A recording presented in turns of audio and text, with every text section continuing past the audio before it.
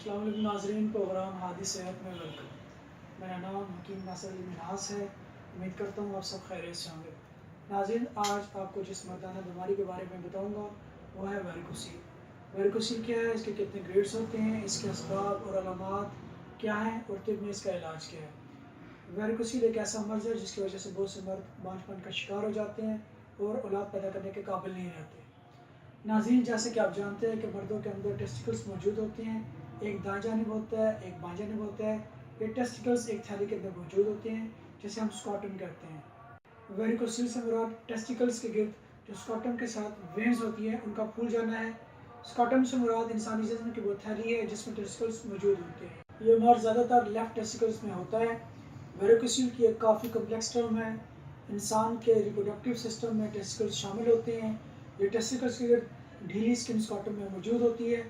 इन testicles में reproductive cells यानी कि स्पर्म्स बनते हैं। इन्हीं टेस्टिकल्स में टेस्टोस्टेरोन भी पैदा होते हैं। ये टेस्टोस्टेरोन अपने मसल्स की ताकत और सेक्सुअल कुव्वत के लिए इस्तेमाल होते हैं। स्कॉटम हमारे लिए इन टेस्टिकल्स को ठंडा रखते हैं जिससे हमारे स्पर्म्स की प्रोडक्शन के लिए टेम्परेचर मौजूद रहता है। हर स्कॉटम टेस्टिकल्स के अंदर स्पर्मेटिक कॉर्ड के जरिए लटके होते हैं और स्पर्मेटिक कॉर्ड के अंदर काफ़ी वेन्स होती हैं। वो वेन्स जिनमें स्पर्म्स ट्रैवल करते हैं इसको वास डिफरेंस कहते हैं। जबकि एक वेन जिसका नाम टेस्टिकुलर आर्टरी है, यह खून को टेस्टिकल से वापस पेम्पनी कॉम्प्लेक्स से खून टेस्टिकल्स वेन्स में जाता है। वेन्स में वन वे वॉल्स सेल्स होते हैं जो कि खून को वापस टेस्टिकल्स में जाने से रोकते हैं। जब टेस्टिकल वेन्स में मौजूद ये वॉल्स डैमेज हो जाते हैं, ये काम सही तरह अंजाम नहीं दे पाते, जिसकी वजह से खून वापस टेस्टिकल्स के जाना शुरू हो जाता है। क्योंकि बाएं तरफ की वेन्स दाएं तरफ की वेन्स की निस्बत ज़्यादा सीधी और लंबी होती हैं। खून की इस हरकत की वजह से पेम्पनी कॉम्प्लेक्स की वेन्स फूल जाती हैं जिसकी वजह से टेस्टिकल का टेम्परेचर बढ़ जाता है। टेस्टिकल्स के लिए स्पर्म की प्रोडक्शन मुश्किल हो जाती है जो कि मर्दाना बांझपन का बाइस बनती है। स्पर्म के अलावा यह टेस्टोस्टेरोन की तादाद को भी कम कर देती है जिसकी वजह से आप कई सेक्सुअल मसाइल का शिकार हो जाते हैं। वेरिकोसील स्पर्म की तादाद और मिकदार दोनों पर असर करता है। टेस्टिकल्स को एक खास मकसद के तहत जिस्म से बाहर रखा गया है क्योंकि इंसानी जिस्म का दर्जा हरारत ज़्यादा होता है, जबकि इसके मुकाबले में टेस्टिकल का दर्जा हरारत बाकी जिस्म से 1 से 2 सेंटीग्रेड कम होता है। नाज़रीन, आप बात करते हैं वेरिकोसील के ग्रेड्स के बारे में। वेरिकोसील के 5 ग्रेड्स होते हैं। सबसे पहले बात करते हैं ग्रेड 1 के बारे में। ग्रेड 1 वेरिकोसील में जोर लगाने पर टेस्टिकल्स में नसों के अंदर खून का दौरानिया रिवर्स नहीं होता। अगर लेटने या खड़े होने पर दोनों सूरतों में वेरिकोसील नज़र ना आए और ना ही मालिश को महसूस हो तो वो ग्रेड 1 वेरिकोसील है। ग्रेड 2 अगर लेटने पर वेरिकोसील महसूस नहीं होता और खड़े होने पर वेरिकोसील महसूस होता हो तो वो ग्रेड 2 है।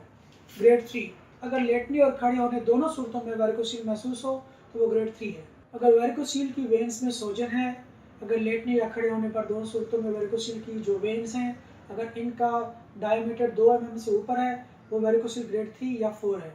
अगर वेरिकोसील में जोर लगाने पर टेस्टिकल में नसों के अंदर खून का दौरानिया रिवर्स होता है तो ये हायर वेरिकोसील के ग्रेड 3 या 4 में चला जाता है।